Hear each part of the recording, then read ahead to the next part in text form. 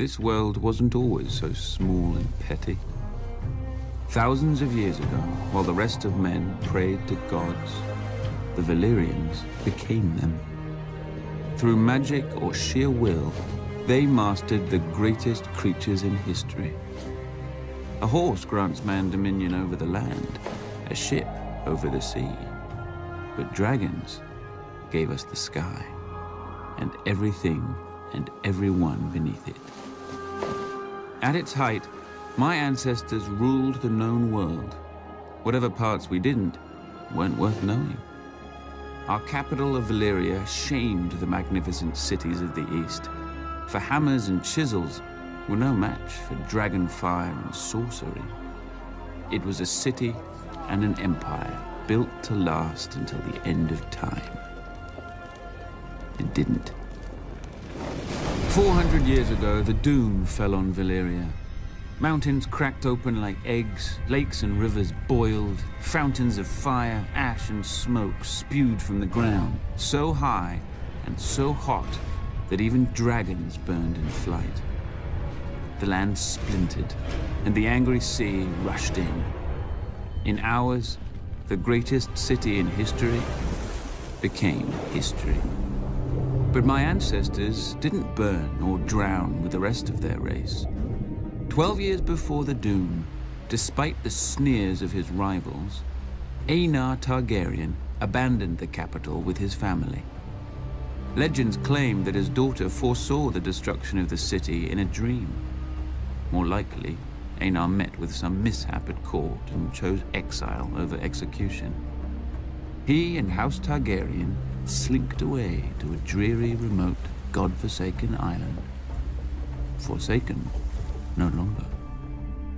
With arts now lost to the world, we transformed a tiny outpost into Dragonstone, a fortress fit for the last dragon lords. Then Aenar's descendants settled into it like a tomb for their lost homeland. Until Aegon. When he looked east, he saw the past, old, tired, dead. But when he looked west, he saw the future. Gold in the ground, gold in the fields, and no dragons in the sky but his. He and his sisters, Rhaenys and Visenya, flew over the great continent, ostensibly visitors to a strange land. But when Aegon returned, he ordered construction of a massive table carved in the shape of Westeros, with all the notable rivers and mountains that they had seen.